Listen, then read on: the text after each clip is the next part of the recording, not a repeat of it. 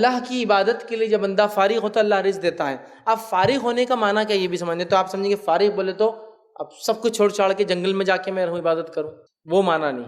فارغ ہونے کا معنی جو علماء لکھتے ہیں، فارغ مطلب کمپلیٹ ڈیووشن کے ساتھ، مکمل طور سے انسان جو کام کرے اخلاص اعضاء و جواروں کو اس میں ڈال کے، مطلب خالص نیت کے ساتھ کمپلیٹلی اس ورک کو ڈیووشن کے ساتھ پورے دل جوئی سے کرے، یہ معنی عبادت کے لیے خالص کرنا۔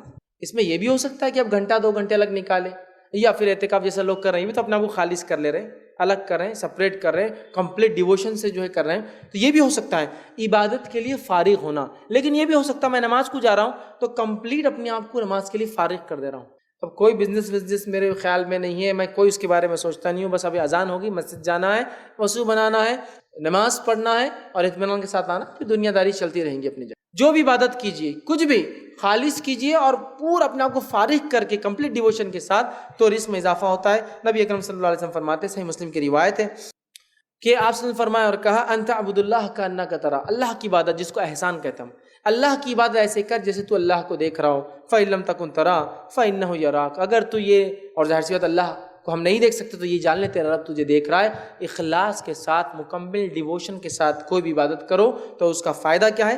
جامع ترمذی اور ابن ماجہ کی روایت ہے، ابو ہریرہ رضی اللہ عنہ اس کے راوی فرماتے اور کہتے ہیں کہ جو ہے اللہ فرماتا ہے، حدیث قدسی اللہ فرماتا ہے، اے آدم کے بیٹے میری عبادت کے لیے اپنے آپ کو فارغ کر، اے آدم کے بیٹے اب میری عبادت کے لیے اپنے آپ کو فارغ کر، جو بھی کر ایک دم ڈیووشن کے ساتھ، فراغت کے ساتھ، یہ نہیں کہ دل ادھر بھی لگا ادھر بھی لگا، فارغ کر۔ تو آپ نے فرمایا میں تیرے سینے کو جو ہے اطمینان سے، تونگری سے اس کو ہم کہیں گے، کمپلیٹ سیٹسفیکشن سے بھر دوں گا۔ اگر تو کوئی عبادت کو میرے لیے فارغ کر کے کریں گا، بینیفٹ یہ اٹھائیں گا، میں تجھے مکمل اطمینان اس عمل میں دے دوں گا، کمپلیٹ تو مطمئن ہو جائیں گا، سیٹسفائیڈ ہو جائیں گا اس چیز سے، اور تجھے بے نیاز کر دوں گا، تجھے بے نیاز کسی کے سامنے ہاتھ پھیلانے کی ضرورت نہیں پڑے گی، تیرے رزق کو بڑھا دوں گا اس کا مطلب۔ اور ایسا نہ کیا تو تیرے ہاتھ بیکار کے کاموں میں الجھا دوں گا، اور جو ہے تجھے تیری محتاجی کو مانگنے کو کبھی ختم نہیں کروں گا۔ تو اگر کوئی شخص چاہتا ہے اس کی محتاجی ختم ہو، وہ کیا کرے؟ مال خرچ کرنے کی تو بات گئی، لیکن مال ہے ہی نہیں نا اس کے پاس، تو کیا کرے؟ وہ کمپلیٹ ڈیووشن کے ساتھ بالکل اعضاء و جوارح اور ذہن دماغ سب اس عبادت میں لگا دے، نتیجہ بینیفٹ اللہ تعالیٰ اس کو جو رزق میں اضافہ کر دیں گا اور اس کی تنگ دستی کو دور کر دیں گا، ایسا نہ کیا تنگ دستی میں ڈال دیں گا۔ اسی طرح جامع ترمذی کی روایت ہے، آپ نے فرمایا کہا، اللہ فرماتا ہے، یہ بھی حدیث قدسی ہے، اللہ فرماتا ہے، آدم کے بیٹے میری عبادت کے لیے اپنے آپ کو فارغ کر، میں تیرے دونوں ہاتھ رزق سے بھر دوں گا۔ اے آدم کے بیٹے یا میری عبادت کے لیے فارغ کر، تیرے دونوں ہاتھ رزق سے اور روزی سے، کمائی سے، انکم سے، اور روزی ہم سمجھیں نا روزی سے معنی یہ ہے میں بھر دوں گا، دونوں ہاتھ میں روزی جو ہے دے دوں گا، اتنا دوں گا۔ اسی طرح 8ویں چیز جس کے کرنے سے رزق میں اضافہ ہوتا ہے، انکم میں اضافہ ہوتا ہے، وہ کیا ہے؟ شرعی علوم کے حاصل کرنے کے لیے اپنے آپ کو وقف کرنا اور ان لوگوں پر خرچ کرنا۔ علوم شرعیہ کے لیے اگر کچھ لوگ اپنے آپ کو وقف کرتے ہیں، ڈیووٹیڈ کر دیتے ہیں، ایسے لوگوں، ایسے انڈیویجولز پہ بھی خرچ کرنے سے رزق میں اضافہ ہوتا ہے۔ مثال کے طور پر کسی گھر میں 4-5 بھائی ہیں، 2 بھائیوں کو ہم سوچتے ہیں کہ چلیے ہم عالمیت کرا دیتے ہیں، شرعی علوم کے لیے وقف کر دیتے ہیں، تو 3 بھائیوں کا کام ہے اپنی کمائی میں سے ضرور ان کو دے، اس لیے کہ ان پہ خرچ کرنا تمہارے رزق میں اضافے کا ذریعہ بن جائے گا۔ کہ حدیث کے الفاظ اس طرح سے ہیں، جامع ترمذی کی روایت ہے، حاکم میں بھی روایت ہے، انس بن مالک رضی اللہ عنہ فرماتے ہیں 2 بھائی تھے، ایک بھائی یہ کرتا کہ بزنس چھوڑ دیتا اور بھاگ بھاگ کر آپ کی مجلسوں میں آ کے بیٹھ جاتا اور آپ صلی اللہ علیہ وسلم سے مسئلے مسائل دین کا علم سیکھتا، اور دوسرا بھائی بزنس پر بیٹھتا۔ نتیجتاً یہ بھائی کا انکم کم ہوتی جا رہی تھی، چونکہ جا کر وقف کر دیا تھا اپنے آپ کو، اور اس کا نتیجہ یہ ہوا کہ ایک بھائی پہ پریشر زیادہ آ رہا تھا، چونکہ اس کو محنت زیادہ کرنی پڑ رہی تھی، تو وہ آیا اور کہا اللہ کے رسول، میرا ایک بھائی بار بار بھاگ کے آتا ہے، آپ کی مجلسوں میں بیٹھ جاتا ہے، شرعی علوم حاصل کرتا ہے، وہ انکم کم ہوتی جا رہی ہے اس کی، اور پورا پریشر مجھ پہ بزنس کا ہے۔ تو نبی اکرم صلی اللہ علیہ وسلم نے کیا جواب دیا اس کو پتہ ہے؟ آپ نے فرمایا اور کہا، شاید تجھے اسی کی وجہ سے رزق دیا جا رہا ہے، تم آ کے کمپلین کر رہے ہو کہ وہ میرے مجلس میں بیٹھتا ہے، شرعی علم کے لیے اپنے آپ کو وقف کر دیتا ہے، حالانکہ وہ صحابی کمپلیٹلی ادھر نہیں بیٹھتے تھے، لیکن کم بیٹھتے تھے اپنے بھائی کے مقابلے میں۔ تو کہا تجھے جو رزق مل رہا ہے نا، تو تیرے بھائی کے اس عمل کی وجہ سے ہی مل رہا ہے، تجھے جو رزق دیا جا رہا ہے شاید وہ اسی کے عمل سے ہے۔ مطلب کتنا اہم عمل ہے کہ اگر شرعی علوم کے لیے ایک آدمی اپنے کو وقف کرا ہے، دوسرے لوگ اس کی ضرور مدد کرے، اس لیے کہ وہ خرچ کرنے سے اس کے رزق میں اضافہ ہوتا ہے۔ تو ایسے لوگ اگر آپ کیا سو ذہین، عقل مند، جو دین کا علم رکھتے ہیں، چونکہ اب کمانے میں جائیں گے تو پھر وہ اپنی صلاحیتوں سے بیکار ہو جائیں گے، مطلب وہ یہ چیز نہیں کر پائیں گے، کمانے میں لگ جائیں گے۔ وقف کیجیے ان کو اپنا مال خرچ کیجیے، ان کو لگائیے اس کام میں، دیکھیے اللہ آپ کو رزق دے گا۔ اس لیے کہ یہ بھائی آئے تھے کمپلین کرنے کہ ان کی وجہ سے انکم کم ہو رہی ہے، آپ نے فرمایا شاید تجھے جو ملتا ہے نا وہ اسی کی وجہ سے ملتا ہے، چلو واپس جاؤ، اور وہ خاموشی چلے گئے، سمجھ گئے۔ تو آپ دیکھیے کہ یہاں شرعی علوم کے لیے جو اپنے آپ کو وقف کرتا ہے اس پہ خرچ کرنا مال بڑھنے کا باعث ہے۔ 9ویں چیز 9 پوائنٹ جس سے مال میں اضافہ ہوتا ہے، برکت آتی ہے، وہ یہ ہے اللہ کی راہ میں ہجرت کرنے سے مال میں اضافہ ہوتا ہے۔ اللہ کی راہ میں ہجرت، اب اللہ کی راہ میں ہجرت کا معنی کیا ہے پہلے وہ دیکھ لیں۔ ہجرت کا معنی یہ ہے کہ دارالکفر سے یا ایسی جگہ سے جہاں مسلمانوں کو ان کے فرائض پر بھی عمل کرنے کی اجازت نہ ہو، دین پر عمل کرنے کی اجازت نہ ہو، اور اس ملک کو انہیں چھوڑنا پڑے اس وجہ سے کہ انہیں اسلام پر عمل کرنا ہے۔ تو دارالکفر سے، ایسے علاقے سے جہاں انہیں اسلام پر عمل نہیں کرنے دیا جا رہا ہے، وہ چھوڑ کر ایسی جگہ آتے ہیں، یا تو دارالسلام ہو، اسلام کا گھر ہو، امن، یا دارالامن ہو، ایسی جگہ ہو جو امن و امان والا معاملہ ہو، وہاں شفٹ ہوتے ہیں تو اسے کہتے ہیں ہجرت۔ جیسے مکہ میں جب عمل کرنے مسلمانوں کو نہیں دیا گیا تو مکہ چھوڑ کر ہجرت کر کر مدینہ گئے، دارالکفر سے دارالاسلام کی طرف، تو اسے کہتے ہیں ہجرت۔ تو ہجرت کرنے سے رزق میں اضافہ ہوتا ہے۔ اس تعلق سے اللہ رب العزت فرماتا ہے سورہ نساء سورہ نمبر 4 آیت نمبر 100 میں کہا، اللہ فرماتا ہے، کہتا ہے وَمَن يُهَاجِرْ فِي سَبِيلِ اللَّهِ يَجِدْ فِي الْأَرْضِ مُرَاغِمًا كَثِيرًا وَسَعًا۔ اللہ فرماتا ہے، کہتا ہے جو اللہ کی راہ میں ہجرت کرتا ہے تو اللہ اس کو زمین کے لیے، زمین میں اس کو بہت جگہ دیتا ہے اور اس کو وسعت اور کشادگی دیتا ہے۔ جو ہجرت کرتا ہے اللہ کے لیے، اللہ اس کو زمین میں بہت جگہ دیتا ہے۔ اللہ کی زمین بہت بڑی، یاد رکھی، کہیں نہ کہیں راستے نکل جاتے ہیں، تو اللہ اس کو زمین میں جگہ دیتا ہے، اور دوسرا کیا کرتا ہے، وسعت دے دیتا ہے۔ وسعت سمجھتے ہیں، یہاں وسعت سے علماء لکھتے ہیں ہر معنی کی کشادگی، ہر سینس میں کشادگی، زیادتی، تو مال کی کشادگی، اولاد کی کشادگی، تمام چیزیں۔ صحابہ کو اسلام پر عمل کرنے نہیں دیا گیا، مکہ سے نکلے، مدینہ ہجرت کر کے آئے، تمام قسم کی کشادگیاں آپ دیکھیے ان کو ملی، مال ملا، دولت ملی، زمین ملی، سلطنت ملی، ملک ملا، اسلامی اسٹیٹ قائم ہوا، کیا کچھ نہیں۔ تو اللہ کی زمین بہت وسیع ہے، تو اس سے بھی مال میں اضافہ ہوتا ہے۔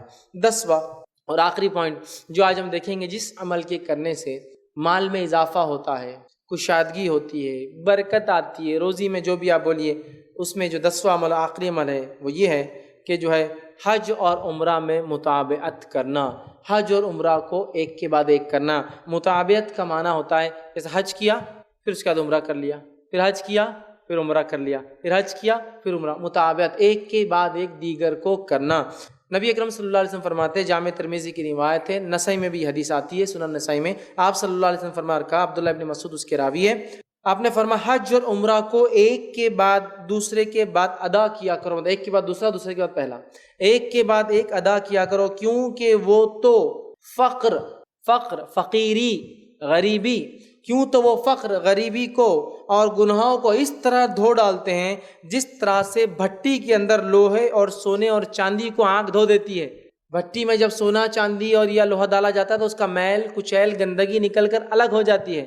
تو آپ فرما رہے ہیں جو شخص حج کے بعد عمرہ، عمرے کے بعد حج کرتا ہے، مطابعت کرتا ہے، اس کے نتیجے میں فقر، غریبی اور گناہ ایسے دھل جاتے ہیں جیسے بھٹی کے اندر سونا، چاندی اور لوہے سے میل کچھ الگ نکل جاتا ہے۔ تو یہاں دیکھیے آپ صلی اللہ علیہ وسلم نے حج کے بعد، آگے حدیث کے الفاظ اس طرح سے، میل کچیل کو دور کر دیتی ہے، اور حج مبرور کا ثواب تو جنت ہے۔ حج مبرور، وہ حج جو قبول ہو جائے، اس کا ثواب جنت ہے۔ تو اللہ نے اگر مال و دولت دیا ہے، اب کوئی انسان یہ سوچے میں تو خود غریب ہوں، حج کی طاقت نہیں ہے، مطابعت کیسے کروں؟ لیکن ایسے کئی مالدار اللہ نے دیا لیکن حج اور عمرہ نہیں کر رہے ہیں۔ کرے جس کو اللہ نے دیا ہے، دیکھیے آج ملینر ہے، کل بلینر بن جائیں گے آپ انشاءاللہ، کیونکہ آپ مطابعت کر رہے ہیں۔ اور بہت ساری بار لوگ بولتے ہیں ارے ایک کے بعد ایک دوسرے حج کرے نا، تو وہ دوسرے حج کرنے والے کو دل بولتا بہت بھمکانا، اس کو مارنا، اتنا فلاں ہے اور پھر بھی وہ حج کر رہا ہے۔ دیکھیے حج ایک مستقل عبادت ہے، اور حج ایک ایسی جگہ ہے، مکہ شہر، جہاں بار بار لوگ جاتے ہیں اور آنے والی جگہ ہے وہ، تو یقین اللہ نے کسی کو دیا ہے تو وہ جا سکتا ہے، اس کو برا ہم کبھی نہ والے، بہت سے لوگ۔ ہاں یہ الگ بات ہے کہ گھر میں بھوک مری اور فقر کا یہ حال ہے کہ بھائی مر رہا ہے، دواخانے میں تڑپ رہا ہے، بیماری، تو پھر بھی کوئی، تو پھر میں کہوں گا یار اپنے بھائی کی مدد کر، یہ بہت افضل عمل ہے۔ لیکن اللہ نے دے رکھا ہے، سب کچھ ہو رہا ہے، اس کے بعد ضرور جائے۔ لیکن یہ حج مبرور، یہ ایسا حج جو خالص نیت سے کیا جائے، نام نمود ریا دکھاوا شو آف یہ جا رہے بول کے میں جا رہا ہوں, پوری سوسائٹی کے لوگ چلے گئے اپنا ناک کٹتے جا رہی, چلو جلدی اپن بھی حج کے جا کے آئیں گے, بڑا بھائی چلے گا تو چھوٹا بھائی کیسے نہیں جائیں گا فلاں, یہ سب نہیں, بلکہ اللہ کے لیے ایک کے بعد ایک کریں. یہ فقر کو غریبی کو گناہوں کو ایسے دھو ڈالتے ہیں, نکال دیتے ہیں جیسا آگ جو ہے لوہے اور چاندی اور سونے کے میل کچیل کو الگ نکال دیتا ہے. تو حج اور عمرہ میں مطابعت ہم کریں. تو آج ہم نے 10 اعمال دیکھے جس کے ذریعے رزق میں زیادتی ہوتی ہے. پہلا توبہ اور استغفار, دوسرا تقوی اللہ کا اختیار کرنا, تیسرا اللہ پر توکل کرنا, چوتھا صلہ رحمی کرنا, اس سے رزق بڑھتا ہے, پانچواں اللہ کی راہ میں خرچ کرنا, چھٹا کمزوروں کے ساتھ احسان کرنا, حسن سلوک کرنا, ساتواں اللہ کی عبادت کے لیے فارغ کرنا, آٹھواں اللہ شرعی علم کے لیے جو لوگوں نے اپنی زندگی لگا دی وقف کر دی ان پر خرچ کرنا, نواں اللہ کی راہ میں ہجرت کرنا, اور 10واں اللہ کی راہ میں مطابق حج اور عمرہ کرنا. یہ رزق میں اضافے کے باعث ہے. اگر ان اعمال کو ہم نے من اور ان کیا اور عقیدے کے ساتھ عمل بھی کیا تو انشاءاللہ العزیز اللہ جو ہے جو رزاق ہے, ساری چیزوں کو رزق دینے والا ہے, ضرور بھی ضرور ہماری انکم میں اضافہ کریں گا, برکتیں دیں گا, روزی میں, روٹی میں, کھیتی باڑی میں, غلے میں, جانور میں, اور جو ہو سکتے ہیں رزق کے ذریعے ہو سکتے ہیں تمام چیزوں کو ہم بڑھائیں گا. اور نہ صرف یہ ایک پوائنٹ میں ایک نعمتیں ملیں گی, کئی دنیاوی فائدے, 3 4 ایک حدیث میں آ رہے تھے نا فائدے, 3 4 اور فائدے, رزق بھی بڑھ رہا ہے, عمر بھی بڑھ رہی ہے, مال میں زیادتی ہو رہی ہے, اولاد میں زیادتی ہو رہی ہے, بارش وقت پہ اور بہترین برس رہی ہے, کھیتی کے لیے پانی جو ہے میسر ہے, کھیتی بہترین ہو رہی ہے نا, فراوانی ہو رہی ہے. بہرحال بہت فائدے ہیں, ہم ان چیزوں کو کریں. پتہ نہیں دنیا میں ہم رزق کے زیادتی کے لیے کہاں بھاگتے ہیں, کیا پہنتے ہیں, کیا کھاتے ہیں, کیا چپکاتے ہیں, کیا لٹکاتے ہیں کہ اس سے بڑھیں گا. ارے یہ ہے بھائی جس سے بڑھنے والا ہے, وہ تمام چیزیں نہیں ہیں. یہ ہے وہ جس سے رزق بڑھتا ہے, اس سے فائدہ ہوتا ہے. اور پتہ نہیں اپنے حلال مال کو ضائع بھی کرتے ہیں بہت سارے لوگ. رزق میں بے برکتی ہے نا تو میں تمہارے لیے کچھ کر دیتا ہوں, آ جاؤ میرے پاس, اور کچھ تو بھی نیا شوشہ بتاتا ہوں. یہ جو کرنا ہے وہ چھوڑ کر جو نہیں کرنا ہے اس کے پیچھے ہم لوگ بھاگتے ہیں. یہ ہے وہ کام کرنے کے, لیکن یہی ہے وہ کام نہیں میں کہوں گا, اور بھی ہے. میں نے 10 چنے تھے اس لیے 10 رکھے ہیں. تو بہرحال ہم کوشش کریں, اگر ہم نے ان کاموں کو ویسا کیا جیسا حق ہے نا, تو انشاءاللہ ہمارے روزی میں ضرور برکت ہوں گی. اور ایک بات یاد رکھیے, برکت کو کوانٹٹی مت ماپیے. ارے پہلے تو تنخواہ 10,000 تھی, بڑھ رہی نہیں جب سے میں یہ کام کر رہا ہوں. یہ برکت کے معنی میں بھی ہوتی ہے. 10,000 پہلے سفیشینٹ نہیں تھا, 10,000 میں بھی سیونگز کرتا ہوں, یہ بھی ہوتا ہے. لیکن یہ بھی معنی ہے کہ 10 سے 20 اور 20 سے 50 اور 50 سے 1 لاکھ اور 1 لاکھ سے, یہ بھی ہو سکتا ہے, یہ بھی شعور ہے. لیکن ہر بار کوانٹٹی وائز مت گنیے, کوالٹی آف منی بھی دیکھیے آپ. برکت جس کو کہتے ہیں, برکت کسی چیز کی کوالٹی ہے. کوانٹٹی ہو سکتا زیادہ نہ ہو لیکن برکت, ٹھیک ہے. تو لہٰذا خوب اچھے اعمال کرے جو بتائے گئے, اور اس کے ساتھ خوب عمل بھی کرے, ضروری ہے, تاکہ ہمارے رزق میں کشادگی ہو اور روزی روٹی میں برکت ہو. ایک دنیا کی اچھی زندگی ہم گزارے اور ایک آخرت کی بہترین زندگی اللہ ہمیں عطا کریں. ان کے لیے ہم کوشش کریں, یہ عمل کریں, اور ادھر ادھر کے راستے نکالنے کے بدلے یہ وہ کام ہے جو کرنے کے ہیں. میں اپنی بات کو اسی پر ختم کروں گا. اللہ رب العزت دعا ہے کہ اللہ سبحانہ تعالیٰ جو کچھ کہا اور سنا گیا اس پہ عمل کی توفیق عطا فرمائے. ہم تمام کی روزی روٹی میں جو برکت عطا فرمائے. ہم تمام کے لیے رزق حاصل کرنا آسان کریں. ہم تمام کو وہ اعمال کرنے کی توفیق دے جن اعمال سے رزق میں جو اضافہ ہوتا ہے. ہم تمام کی جو مصیبتوں کو اور پریشانیوں کو اللہ تعالیٰ جو دور کرے, رزق میں فراوانی اور کشادگی دے. جب تک ہمیں زندہ رکھے, اسلام اور ایمان پر زندہ رکھے, خاتمہ ہمارا ایمان پر ہو. وآخر دعوانا الحمدللہ رب العالمین. سبحان ربک رب العزت عما یصفون وسلام علی المرسلین والحمدللہ رب العالمین. اپنی باری کا انشاءاللہ انتظار کریں.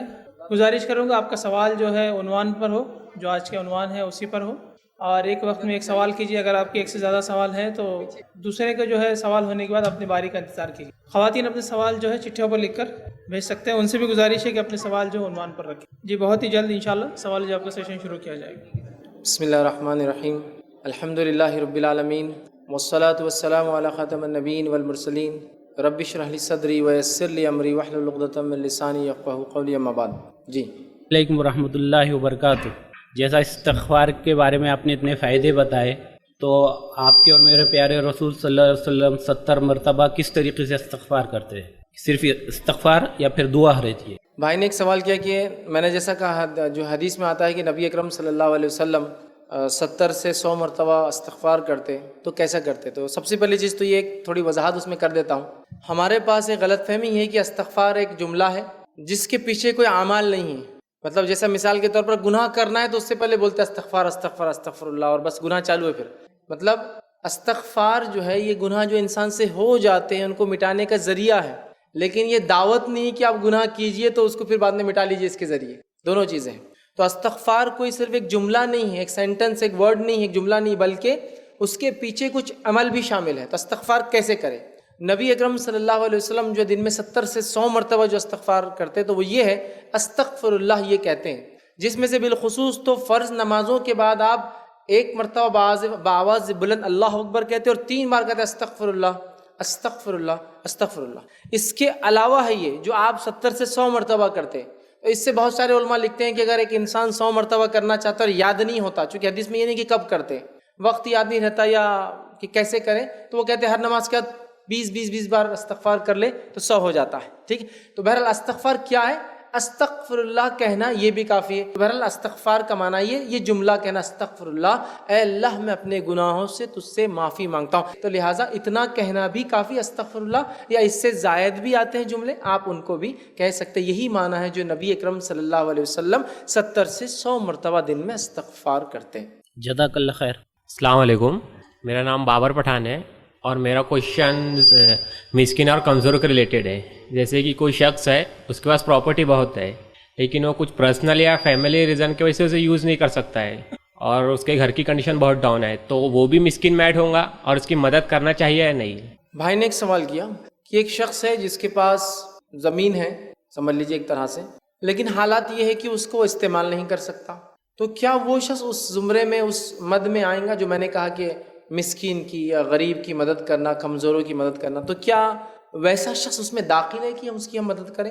تو دیکھیے، اگر ایک شخص ایسا ہے کہ اس کے پاس جائیداد تو بہت ہے لیکن ان ہینڈ کچھ بھی نہیں ہے، وراثت کا حصہ ہے، بھائی دے نہیں رہے، کیس چالو ہے، جھگڑا ہو رہا ہے، تو اسلام کا جو ایک اصول ہے وہ یہ ہے کہ اسلام حال کو دیکھتا ہے، پریزنٹ کنڈیشن کو دیکھتا ہے۔ ایگزامپل، مثال دیتا ہوں، مثال کے طور پر ایک شخص اپنے وطن سے نکلا، اپنے وطن کا ملینر نکلا، ہمارے شہر آیا اور اس کا مال گم گیا اور چوری ہو گیا، ٹریولر ہے، مسافر ہے، اب والیٹ ہی گم گیا تو اب کریڈٹ کارڈ اور ڈیبٹ کارڈ بھی چلا گیا، کیش بھی تھا چلا گیا، جان پہچان کا آفیشیل ڈاکیومنٹ بھی چلے گئے، اور ہوتا ہے کبھی کبھار۔ اب یہ آدمی کیا کرے؟ گھر کا تو لاکھوں پتی، کروڑ پتی، بلینر ہے، تو اسلام حال کو دیکھتا ہے، پریزنٹ کیا کنڈیشن ہے، تو لہٰذا اس سیناریو میں یہ آدمی مستحق ہے، اس کی آپ مدد بھی کر سکتے ہیں اور زکوٰۃ بھی دے سکتے ہیں، چونکہ یہ ایسا مسافر ہے اس کا سب کچھ لٹ گیا ہے۔ تو لہٰذا آپ کا سوال بھی ایسا ہی ہے کہ ایک انسان کے پاس سب کچھ ہے لیکن ابھی بٹوارا نہیں ہوا، حصہ نہیں ہوا، اس کے حصے کو ہے نہیں، جب آئیں گا تو کروڑپتی ہو جائے گا انشاءاللہ، ابھی نہیں۔ تو لہٰذا اگر وہ ابھی مسکین ہے، ابھی اس کے پاس حالات ایسے کہ کھانے کو نہیں ہے، زمین جائیداد بکتی نہیں ہے، یا پھر وہ بھائیوں کا ہے، کئی لوگ مل کر ہے، جب فیصلے ہوں گے تو بہرحال ایسا آدمی بھی اس میں آئیں گا، اس کی بھی مدد کی جا سکتی ہے۔ لیکن ایسا نہ ہو کہ وہ سب کچھ اپنے پاس ہے پھر بھی روتی صورت بنا کے لوگ جا رہے ہیں، جیسا آج کل بہت بار ہوتا ہے کہ لوگوں نے گدا گیری مانگنے کو ایک پروفیشن، عام چیز بنا لی ہے اور دینے کا مزاج نہیں ہے، تو وہ تو غلط ہے۔ لیکن ہاں، جینوینلی جو آپ کا کوشچن ہے، اگر ویسا کوئی آدمی ہے، سب کچھ ہے لیکن ابھی اس کی حالات نہیں ہے، کیش بھی نہیں ہے، ہینڈ کچھ نہیں ہے، تو ہاں اس کی آپ مدد کر سکتے ہیں، وہ بھی مجبور مسکین کی مدد یا مسافر کی مدد میں شامل ہے، کمزور کی مدد میں انشاءاللہ اس کا اجر ضرور ملے۔ السلام علیکم فیض بھائی، میرا یہ سوال ہے کہ آپ نے کہا تھا کہ پہلے ایک آدمی جیسے کماتا تھا اور پورے فیملی وغیرہ سب بیٹھ کے کھاتی تھی، تو ہمارے والد ماشاءاللہ ویسے ہی تھے، پورے فیملی کو لے کے کور کر کے چلتے تھے وہ، تو ان کے جو بڑے بھائی یعنی ہمارے تایا، تو انہوں نے ان سے زمین خریدی تھی اور وہ لکھ کے لیا تھا، اور بھائی ہونے کی وجہ سے جیسا رجسٹری وغیرہ نہیں کرے تھے، صرف لکھ کے لے پائے، 2 گواہ ہے، اور ہمارے جو بڑے بھائی صاحب ہیں انہوں نے ایسی کہا کہ نہیں، آپ نے جیسا 8 ایکڑ خریدی کی تھی وہ زیادہ ہو رہی ہے، ایسا ہو رہا، یعنی ہم نے وہ حساب سے زیادہ پیسے دے کے خریدی کرے تھے وہ حال میں، لیکن وہ جیسا اور پھر گیا، لیکن ہم نے پھر 6 ایکڑ پہ مان لیے اور اس کو یہ کر لیے، لیکن جب جیسا بھاؤ 15-20 ہزار روپے تھا، لیکن آج اس زمین کے بھاؤ 7-8 لاکھ روپے ایکڑ ہے، اور اس آدمی کا اور ایمان ڈول گیا ہے، سمجھو وہ اور یہ کر رہا ہے، یعنی وہ بھی دین سے جڑا ہے لیکن وہ مجھے پسند نہیں، ایسا نہیں، تو آپ نے کہا کہ قطع رحمی میں نہیں کرنا چاہیے، لیکن وہ آدمی ہمارے جو والد صاحب ہے ان سے بھی پیچھے کر رہا ہے، یعنی وہ ایسے ہے، وہ ویسے ہے، اور اس سے ہم تعلق توڑ سکتے ہیں کیا؟ یعنی اس سے بات چیت بند کر سکتے ہیں کیا؟ یا ایسے بھی رشتہ دار ہے جو ہم وہ سوچتے ہیں کہ ہر ٹائم ہم نے ان کی مدد کرنی چاہیے، لیکن ہر کسی کی مدد نہیں کر سکتے، تو ان سے تعلق کٹ کر سکتے ہیں کیا؟ ان سے دوری بنائے رکھ سکتے ہیں کہ؟ یہ میرا سوال۔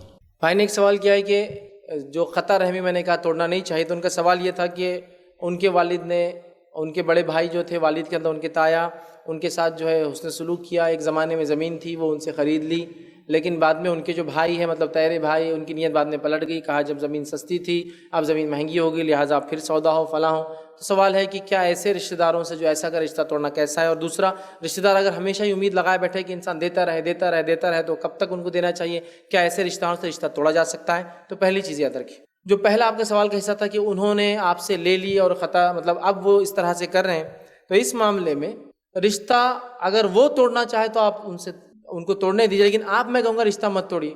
رشتہ توڑ کر کیا فائدہ اس کیس میں؟ سمجھ لیجیے وہ بول رہا ہے مجھے زمین چاہیے، آپ بول رہے ہمارا رشتہ نہیں، تو اس سے فائدہ کیا ہونے والا ہے؟ کچھ بھی نہیں ہونے والا ہے۔ تو لہٰذا آپ مت وہ کیجیے۔ ہاں اگر وہ ایسی حرکتیں کرتا ہے اور وہ خود توڑ لیتا ہے آپ سے رشتہ تو وہ ٹھیک ہے، چونکہ آپ رشتہ توڑنے میں شامل نہیں ہوں گے اس معاملے میں، آپ تو چاہ رہے بنا رہیں۔ اور زمینات کے معاملے میں یہ چیز میں نے بہت دیکھی ہے، ہوتا یہ کہ ایک زمانے میں وہ زمین بیچ دی جاتی ہے، لے لیے دادا نے دے دیے، دادا کے بڑے بھائی نے لے لیے، حساب کتاب کچھ ہوا نہیں، پڑھے لکھے نہیں ہوئی، آج زمینیں سونے کے بھاؤ ہو چکی۔ اب آج وہ بولتے نہیں وہ جب تھا نا جب کے لے لو 50 روپئے اور زمین اب نہیں دیں گے ہم۔ یاد رکھیے بہت بہت بہت سنگین جرم ہے، اس لیے کہ نبی اکرم صلی اللہ علیہ وسلم نے فرمایا کہ جو شخص ایک بالش 9 انچ کے قریب ہوتا ہے، ایک بالش بھی زمین کسی کی ظالمانہ طریقے سے لے لے، روز قیامت اس کو 7 زمین کے وزن کے برابر ایک توق گلے میں ایک ہار ڈالا جائیں گے۔ 7 زمین کا اس کے وزن کیا ہو سکتا ہے اندازہ لگا سکتے ہیں؟ زمین کا ویٹ 7 زمین اس کے گلے میں، چونکہ ایک بالش مارا۔ یہ بات وہ لوگ بھی خاص طور سے سنیں جو بہت اپنے آپ کو تیسمار خان سمجھتے ہیں، خالی پلاٹ ہے نا بنا دو اس پہ کچھ، مسجد ڈکلیئر کر دو رمضان میں، اس کو خود بھاگ کے آتا، پھر مانڈولی کرنے کا نہیں وہ تو اب وہ تھا 10-20 لاکھ دے دو ہو گیا، کنسٹرکشن کر رہے میری جگہ سب کچھ میرا ہے، لیکن پھر بھی وہ جو ہے پورے محلے کے ذمہ دار بن کے بیٹھے ہوئے، ان کو جب تک کچھ دیے نہیں تو کام ہی نہیں ہو رہا، گورنمنٹ کو دینے کے بعد بھی ان کو دینا پڑ رہا۔ یہ وہ سب شامل ہے وہ جو ایک بالش والی حدیث میں، ایک بالش، چونکہ ظلم ہے یاد رکھیے، اور زمین پہ ظلم لوگ بہت کرتے ہیں، اس لیے حدیث میں ایک بالش۔ اور ایک بات میں الفاظ ہے، جو شخص پیلو کی لکڑی کے برابر بھی ظلم کرے، پیلو کی لکڑی بولتے ہیں مسواک، پیلو کی لکڑی کے برابر بھی ظلم کرے، حدیث کا الفاظ یوں ہے کہ اللہ کے رسول نے فرمایا کہ جو شخص ظلم کرے گا جنت اس پر حرام ہے۔ صحابہ نے کہا اللہ کے رسول بڑی سخت بات ہے، لیکن وہ لمٹ کیا ہو ظلم کی؟ کس چیز کو آپ ظلم بولیں گے؟ ظلم عربی میں کہتے ہیں کسی چیز کو جہاں ہونا چاہیے وہاں سے اٹھا کر کسی اور جگہ رکھ دینا، مطلب یہاں اس کا حق ہے ادھر رکھ رہے آپ، غلط ظلم۔ تو کہا پیلو کی لکڑی کے برابر بھی ظلم کرے تو جہنم اس پہ ہمیشہ کے لیے، اور جنت اس پر حرام ہو جائیں گی۔ پیلو کی لکڑی مسواک کہتے ہیں، تو علماء اس پہ لکھتے ہیں پیلو کی لکڑی سے مراد شاید آپ سے فرما رہے ہیں کہ اس کی ہائٹ اتنا کچھ ظلم، بالش والا ظلم، یا اس کا ویٹ کے برابر ظلم، یا اس کا کاسٹ، اس کی قیمت کے برابر ظلم، اور سبھی لاگو ہو سکتے ہیں۔ کئی جگہ قیمت چلتی، کئی جگہ ویٹ چلتا، کئی جگہ سائز چلتا ہے، تینوں بھی ہو سکتے۔ پیلو کی لکڑی یہاں فرما ایک بالش زمین مار لے تو کتنا 7 زمین کا توق لٹکا جائے گا، تو ظاہر سی بات بیچ دیا نا، وہ مالک ہو گیا اس کا۔ اب اس کے بعد کوئی کہے نہیں ہے تو پھر وہ اپنے گلے میں توق باندھ رہا ہے، درکی بہت سخت جرم ہے۔ لیکن میں یہ کہوں گا آپ رشتہ مت توڑیے، وہ توڑنا چاہتا ہے جھوٹ بول کر وہ کر کے وہ الگ۔ دوسرا بھائی کا سوال تھا کہ رشتہ دار مانگنے آتے ہیں، ایکسپیکٹیشنس ہوتے ہیں، امیدیں ہوتی ہیں، کب تک دے، کیا اس وجہ سے رشتہ توڑے؟ تو میں کہوں گا دیکھیے انسان نے نہ بولنا بھی سیکھنا چاہیے، ٹھیک ہے، چونکہ صلہ رحمی کے اندر ضروری ہے کہ آپ اصولوں کے مطابق زندگی گزاریں۔ صلہ رحمی کا یہ مطلب نہیں ہے کہ آپ کا بھائی آپ کی بیوی پہ ظلم کر رہا، آپ بول رہے ہیں صلہ رحمی ضروری ہے، دیکھو حدیث میں فیض نے بھی سنا دیے ظلم سہتے رہو میرے بھائی کا، میری امی کا، میرے والد کا، میرے یہ نہیں ہے صلہ رحمی۔ صلہ رحمی اصولوں کے ساتھ زندگی گزارنا ہے، کسی پہ ظلم بھی نہ، اور جس کا جو حق ہے وہ دیا جائے۔ تو آپ اس شخص سے کہیے دیکھیے آپ کی جو مدد ہم کر سکتے تھے وہ یہ ہے، اس سے زیادہ میں نہیں کر پاؤں گا، اللہ سے دعا کرے کہ اللہ مجھے اور دے کہ میں آپ سب کی مدد کروں، یہاں میری حد ختم ہو۔ سمجھ رہا؟ کلیئر آواز میں کلیئر بات کر دیجئے، اگلی بار آتا تو پھر یہ کہیے، لیکن صرف یہ بولنا کیونکہ آپ کو نہ بولنا نہیں آ رہا ہے تو آپ رشتہ مت توڑیے کہ بار بار آ جاتے، بار بار مانگتے، رشتہ چونکہ رشتہ بڑی اہم چیز ہے۔ ہو سکتا ہے ان کے بار بار آنے سے آپ کے دینے کی نیت کی وجہ سے اللہ تعالیٰ آپ کو بڑھاتے جائے، اور یہ بھی کتنی خوش نصیبی کی بات ہے۔ دیکھیے آدمی اصل امیر ہونا نہیں ہے، لوگ اس کو امیر سمجھے، یہ اصل ہے۔ ایک صاحب ایک بار بتانے لگے کہ ان کی بیوی کہنے لگی کہ ساری زندگی اپن نے ایک کمرے کے اندر گزار دی، کیا غربت کی زندگی ہے۔ تو وہ آدمی نے کہا ارے میرا بڑا اسٹیٹس ہے بھائی مارکیٹ میں، ایسا مت بولو، زندگی تو ایک کمرے میں گزاری، لیکن ہر آدمی میرے سے مانگنے آتا ہے، تو سوچو لوگ میرے بارے میں کتنا اچھا سوچتے ہیں، میں کتنا مالدار ہوں۔ اچھی سوچ ہے، تو لوگ اگر آپ سے امیدیں لگا رہے ہیں اس کا مطلب آپ کو کسی چیز کے لائق سمجھتے ہیں، تو اس کو آپ وہ لیجیے کہ اللہ سے دعا کیجیے اللہ لوگ مجھے اس لائق سمجھتے بنا دے تو بھی، کہ بس جو آئے بس اس کو دیتا جاؤں میں، جیسا صحابہ تابعین طب تابعین دیگر لوگوں نے کیا، اور آج بھی لوگ دونوں ہاتھوں سے دیتے ہیں۔ لیکن یہ بول کے کیا روز آ جاتے، اب کتنے بار نہیں بولو روز آ جاتے رہے، اس سے اچھا کیا کریں آپ، اس سے بیٹر پوائنٹ کیا رہیں گا آپ کا، آپ یہ کریں اس سے بیٹر کہ آپ کہتے ہیں ہم مدد نہیں کر پائیں گے، لہٰذا ابھی آپ معذرت چاہتے ہیں، انشاءاللہ کچھ ہوتا ہے تو ضرور دیں گے. اور قرآن میں بھی سورہ بنی اسرائیل کا مطالعہ کریں. ابتدائی آیتوں میں اللہ رب العزت نے بتایا کہ کوئی اگر مانگنے آئے تو برا بھلا مت کہو، بلکہ اچھے سے کہہ دو کہ کچھ ہوگا تو انشاءاللہ عزیز مدد کریں. السلام علیکم شیخ میرا احمد علی خان نام ہے. میرا سوال ہے کہ جو بینکس میں جو انٹرسٹ کے اس پہ جو چلاتے ہمارے مسلم بھائی، تو وہ جو افطار پارٹی دیتے ان کے پاس جانا جائز ہے، ان کے پاس افطار کرنا؟ کیونکہ اللہ کے رسول نے فرمایا کہ جو رشوت، جو سود لیتا اور سود لکھنے والا اور سود بتلانے والے پہ حرام ہے، تو یہ اس پہ اپنے لازم ہوتی کہ بھائی نے ایک سوال کیا ہے، میں مختصر اس کا جواب دے دوں گا چونکہ تفصیلات کا وقت نہیں ہے. اگر عنوان سے متعلق ہو زیادہ بہتر ہے. بھائی نے سوال یہ کیا ہے کہ اگر کوئی شخص ہے جو حرام پیسہ کماتا ہو، کچھ بھی آپ لا لیجیے اس میں، رشوت خوری، سود خوری، غبن کر لینا، لوٹ لینا، زمین جائیداد کو وہ کرنا، وہ ساری چیزیں شامل ہیں.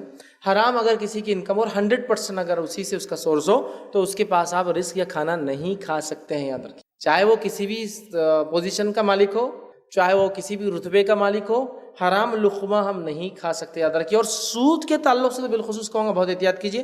کیوں؟ تو سود کے تعلق سے آپ صلی اللہ علیہ وسلم فرماتے ہیں جس نے 1 درہم سود کا کھایا، اس زمانے میں چونکہ سب سے چھوٹا کوائن جو چلتا تھا وہ درہم تھا، درہم کے بعد دینار تھے، درہم چاندی کا سکہ تھا، دینار سونے کے سکہ تھا. 1 درہم سود کا جانتے بوجھتے کھایا، اس کا گناہ ایسا جیسے اس نے اپنی ماں سے 36 مرتبہ زنا کیا.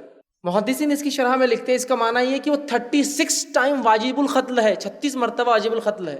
چونکہ زنا کرنے والی کی سزا قتل ہے اور ماں سے سنگینی بتانے کے لیے، تو 36 مرتبہ واجب القتل ہے صرف 1 درہم کی وجہ سے. میں کہوں گا کوئی بھی اگر انکم کا ہو، بالکل سود کا معاملہ سنگین ہے، تو پھر آپ کو اوائڈ کرنا ہے. لیکن یہ بات 100% پر لاگو ہوں گی، اور یہ بات شک کی بنیاد پر نہیں، یقین. ورنہ میرے کو شک ہے یار ان کے انکم غلط ہوں گی، نہیں. اسلام شک کی بنیاد پر حرمت کا کسی کا ہم فتویٰ نہیں لگا سکتے یا اس کے بارے میں نہیں کہتے. تو لہٰذا اگر 100% آپ کو پتا ہے تو ایسا کوئی بھی انسان جس کی انکم حرام ہو، چاہے کچھ بھی ہو، سود نہیں، کوئی بھی چیز، آپ دعوت مت کھائیے، معذرت کیجیے کہ ہم نہیں آ سکتے، اور ہو سکے تو ضرور بتائیے کیوں نہیں آ سکتے. کہ دیکھیے آپ ایسا کرتے ہیں جس سے پبلک پریشر ڈیولپ ہوگا اور ہو سکتا ہے وہ تائب ہو جائے، توبہ کر لے اپنے اس گناہ سے. تو آپ ایسی دعوت میں مت جائیے. جزاک اللہ. اعوذ باللہ من الشیطان الرجیم. بسم اللہ الرحمن الرحیم. بعنوان روزی میں برکت مگر کیسے، اس موضوع کے سے ریلیٹڈ میرا کوشچن یہ ہے آپ سے کہ عموماً ہمارے بازاروں میں یہ دیکھا جاتا، مارکیٹ میں، دکانوں میں اور مختلف جگہوں پہ جو ہمارے مسلم بھائی تجارت کرتے، ان کے پاس جب کوئی پہلا کسٹمر آتا ہے تو اس سے بغیر کسی آرگومنٹ کے، بغیر کسی بارگیننگ کے وہ اس سے سودا کر لیتے ہیں، اور اس کے پیچھے ان کا یہ کہنا ہوتا ہے کہ میری بھونی نہیں ہوئی اس لیے میں یہ چیز تجھے دے رہا ہوں.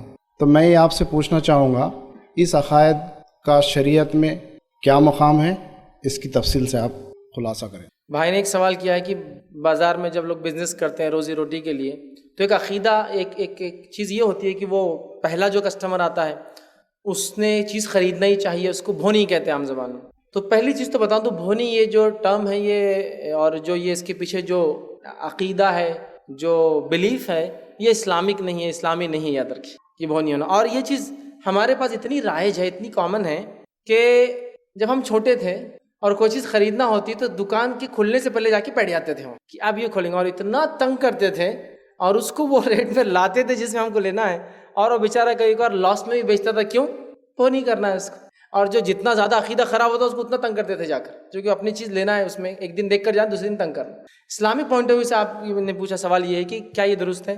تو یاد رکھیے شروعات ہو یا خاتمہ ہو، رزق دینے والی ذات اللہ کی. یہ بھونی والا کوئی کانسیپٹ نہیں. ہاں کوئی یہ کہہ سکتا ہے کہ شروعات ہے دن کی، مزاج وہ نہ ہو، انمن تو میں نہ ہو، بارگین فرسٹ کسٹمر سے کیوں کی جائے، یا ایسا، یہ ایک الگ چیز ہے. لیکن وہ جو کانسیپٹ آپ نے کہا نا بھونی، کہ پہلا آدمی بغیر لیے کہ نہیں جانا چاہیے اور چلے گیا تو تقدیر پھوٹی. آج بھونی برابر نہیں ہوئی تو دن میں کچھ بھی خراب ہوا، بھونی برابر نہیں تھی آج تو کہاں سے اچھا ہوگا، بھونی برابر نہیں تھی آج، تو یہ ہوتا ہے. تو اگر کوئی یہ عقیدے سے کرے تو یہ عقیدہ یاد رکھیے درست نہیں ہے، یہ توہام ہے. اور یہ اگر مختلف لوگوں کے مختلف عقائد کے اعتبار سے یہ بہت غلط راستے پہ انسان جو جا سکتا. تو لہٰذا بھونی جیسا کوئی اسلامک کانسیپٹ نہیں ہے، اور وہ جو کانسیپٹ ہے کہ لے کے ہی جانا کسی بھی دام میں بیچ دیتے ہیں، ویسا اسلامک کانسیپٹ نہیں ہے، اور کوئی انسان مسلمان اگر ایسا کرتا ہے تو یہ درست نہیں میرے بھائی۔ ہاں آپ یہ ضرور کیجئے کہ تجارتوں کو برکت آئے بول کر جلدی چالو کیجئے، کسٹمر تاکہ آئے۔ اور آپ سن کی ایک حدیث بھی ہے، آپ صلی اللہ علیہ وسلم نے ایک دعا کی، کہا اے اللہ میرے امت کے صبح میں برکت عطا فرما، صبح میں۔ اس لیے میں بار بار کہتا ہوں، جن کی تجارتیں تہجد سے شروع ہو کے فجر کے بعد ختم ہوتی نا، بال بچے بھی دیکھیے کتنے ان کو ماشاءاللہ، اور مال و دولت بھی دیکھیے کیسی، کبھی کبھار گٹھے بنا گھر میں رکھتے۔ صبح جن کی چالو ہوتی، پھول والے آپ دیکھ لیجئے، جو پھل کا بزنس کرتے دیکھ لیجئے، صبح فنش ہو گیا، صبح تک روزی روٹی میں برکت، بچے بالکل، اور ایک دم سمجھا، روز صبح میں برکت ہے۔ اور ہماری تجارتیں کب کھلتی ہے؟ اور بھونی کی بات کر رہے ہیں 12 بجے، تجارت اس فجر سے کھلنا چاہیے، فجر کے بعد ہوگی، انسان کھول لے، رات میں جلدی بند کر دے اس کو۔ تو بہرحال بھونی جیسا کوئی اسلامک کانسیپٹ نہیں ہے، لہٰذا اگر کوئی ایسا مانتا ہے توہام ہے، یہ ایک وہم جو ہوتا ہے نا، وہم پرستی، اور اگر اس کا عقیدہ ہے کہ اس سے ایسا ہوتا ہے تو پھر تو وہ عقیدے کے اعتبار سے وہ کفر تک بھی جا سکتا ہے، اس لیے کہ وہ اللہ کو چھوڑ کے نہیں پہلا کسٹمر سب کچھ دے سکتا ہے، یہ درست تو پورا دن اچھا، یہ غلط، تو یہ بہت خطرناک بات ہے۔ اس لیے کہ آپ سن کی حدیث ہے، آپ نے فرمایا جس کو کسی وہم نے یا کسی فعال نے یا کسی چیز نے کسی کام سے روک دیا، اس نے شرک کیا۔ جیسا کہ بلی گئی، آپ نے کہا ارے بلی راستہ کاٹ گئی، اب نہیں جا سکتے، آپ رک گئے اس عمل سے، آپ نے شرک کیا، اس لیے کہ اس بلی کو آپ نے ایک ایسی چیز مان لیا کہ وہ آپ کا اچھا یا برا کر سکتی ہے، تو کسی چیز نے، تو پھر یہ ہو جائے اگر کوئی ویسا عقیدہ رکھتا ہے تو۔ لیکن عام اعتبار سے یہ کوئی اسلامک کانسیپٹ نہیں ہے اور توہم ہے، لیکن اس کے عقیدے کے اعتبار سے یہ بہت برا بھی بہرحال ہو سکتا ہے۔ اللہ تعالیٰ رزق دینے والا ہے، وہ جب چاہے دے سکتا ہے، آپ بارگین کر سکتے ہیں، اور آپ مختلف ٹیکنیک اختیار کیجیے، نہ کہ یہ جو ہے بھونی کا جو ہے سسٹم۔ فیض بھائی، میرا سوال تھوڑا سا مطلب توبہ استغفار سے انٹر ریلیٹڈ ہے، کیا جیسے توبہ استغفار کی کنڈیشن ہوتی ہے کہ وہ گناہ سے رک جائے، اس سے پھر جائے، پھر استغفار کرے، اس کو دل سے برا جانے اور وہ کبھی نہ کرنے کے ارادہ ہو۔ اور مثال کے طور پہ جیسے فلم دیکھنا حرام ہے، اور کبھی کیا ہوتا ہے، کبھی دوست کے پریشر سے فلم دیکھ لے، کبھی پیر پریشر، جیسے کل ہی گیا، ابھی ٹیم ڈنر ہے، ٹیم کے بعد پوری مطلب ڈنر کے بعد پوری ٹیم مووی جائیں گی، اس طرح سے ہوتا ہے، تو اور کبھی شیطان بہکا رہتا ہے جان میں، تو بار بار اس سے وہ گناہ ہوتے رہتا ہے، تو اس حال میں انسان کیا کرے؟ اس پہ روشنی۔ بھائی نے میں نے جو توبہ اور استغفار کا کہا، اس کی کنڈیشن ہے کہ واپس نہ گناہ دہرائے۔ تو کوئی ایک انسان ہے مثال کے طور پر، وہ سب باقی چیزیں کر رہا ہے، توبہ بھی کر لیتا ہے، لیکن وہ پکچر چلا جاتا ہے اس کے ٹیم لیڈر کے پریشر میں، یا کلیگس اس کے ساتھیوں کے پریشر میں جو کام کرتے ہیں، یا ایکس وائی زیڈ کوئی اور بھی وجوہات ہو سکتی ہے۔ اب اس معاملے میں کیا کرے؟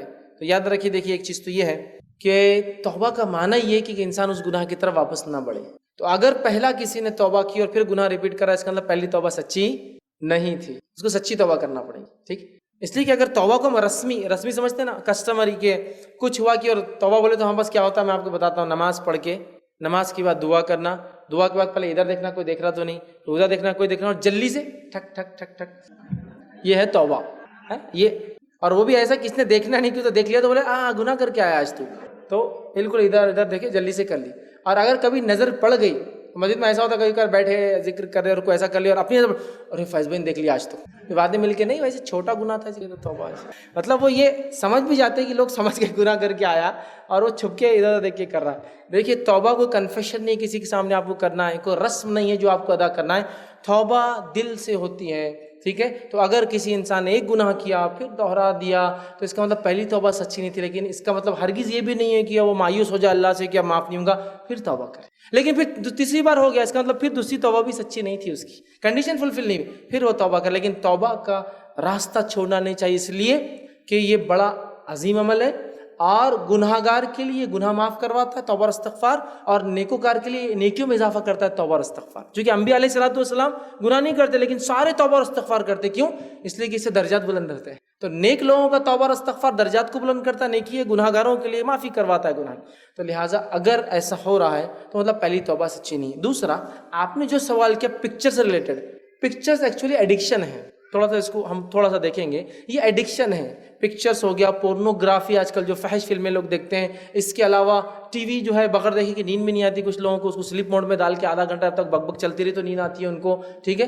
تو یہ ایک طرح کا نشہ ہو جاتا ہے، انٹاکسیکیشن اس کو کہیں گے، انسان اس کا عادی ہو جاتا ہے، پکچروں میں بھی اس میں سے ایک آتی ہے۔ دوسرا، پکچر دیکھنے والے لوگوں کو انٹرٹینمنٹ ورلڈ پسند آتا ہے، وہ ریئل ورلڈ سے پریشان ہوتے ہیں۔